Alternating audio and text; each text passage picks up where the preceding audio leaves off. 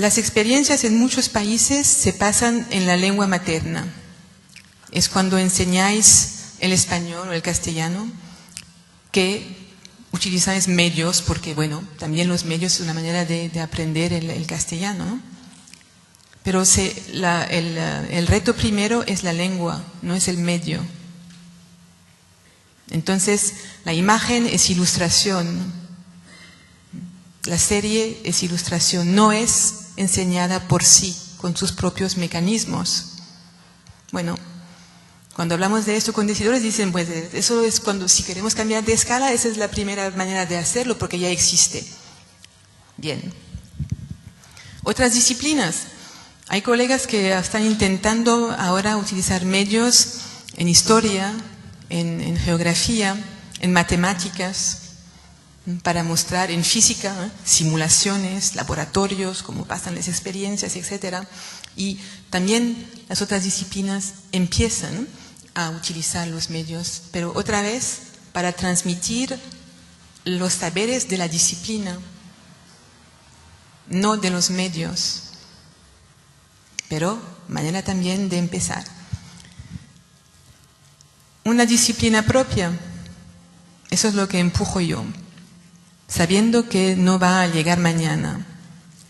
Y por eso digo que quizás no sea algo que tenemos que enseñar a lo largo de todo el currículo, de párvulos a final de bachillerato, pero quizás ponerlo 2 o 3 veces en el currículo, en momentos importantes para los niños, como saber propio sobre los medios. Un nivel de empezar, de iniciación, que podría ser en la primaria, un nivel de apropiación, que podría ser en la secundaria, y un nivel de profundización, que podría ser al final del liceo. Y con una evaluación propia. Hay pocos países que lo han hecho de manera opcional. Inglaterra, por ejemplo, cada vez que un país lo hace, los niños muestran más capacidad de utilizar más medios, más fuentes diferentes que los niños que no tienen ninguna educación a medios. En Europa hay una investigación que se llama MediaPro, Media Apropiación, y muestra que en los 7 u 8 países europeos que se investigaron, 95% de los niños utilizan a Google como buscador, excepto en Inglaterra, en donde solo 45% de los niños lo hacen, porque tienen otros buscadores a su disposición, conocen lo que hacen, sus especialidades, y lo utilizan en el aula. Eso porque hay una opción de educación a medios. Entonces se tiene que pensar también esto, porque también valora al docente que su trabajo, su especialidad en educación a medios tenga más visibilidad. Porque la evaluación, como lo sabéis, sigue siendo importante para nosotros, los docentes. Hay inspecciones, hay respuestas de los padres, hay que mostrar a los otros cómo se hace el trabajo, compartirlo. Y si no hay evaluación, no hay valoración. Entonces es el problema que os dejo para pensarlo y para discusión. Y hay mucha resistencia. Las autoridades, en Francia, por ejemplo, los inspectores nacionales tienen un poder de cerrarlo todo muy, muy fuerte. Los colegas, muchas veces si utilizáis medios, os tratan de populista. Yo en la Sorbonne, cuando trabajo sobre series, mis colegas me dicen, tú eres demagoga, no es serio.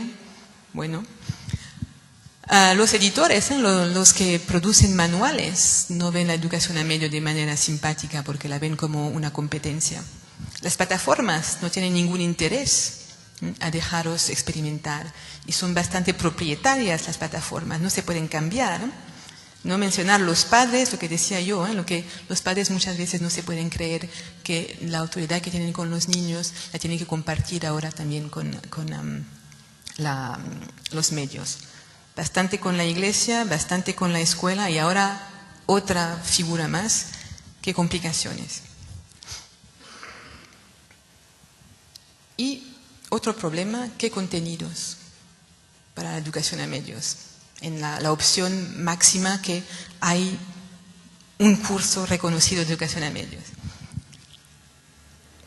La manera que se hace hoy en día es vía proyectos transversales, los mejores modelos, buenas prácticas que tenemos, y hemos visto unas cuantas ayer, con el proyecto Sarmiento, que es la escuela decide tomar un tema y los profesores, docentes de varias disciplinas se ponen juntos para utilizar medios y transmitir una idea, la idea de navegación, la idea de calle, cualquier cosa.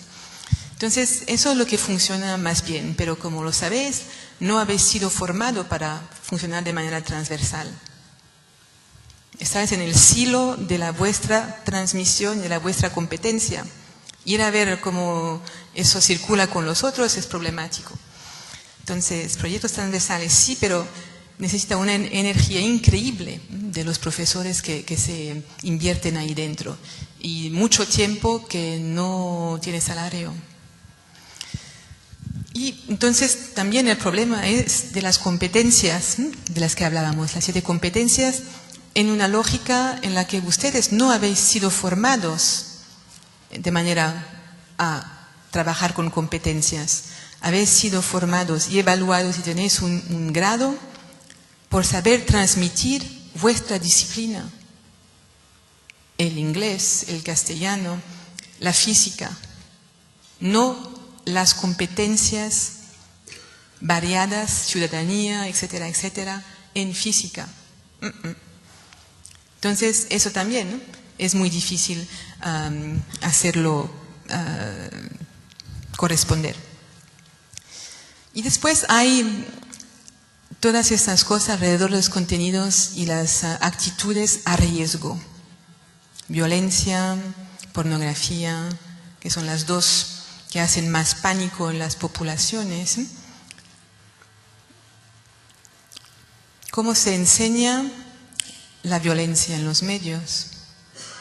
Obviamente no mostrándola.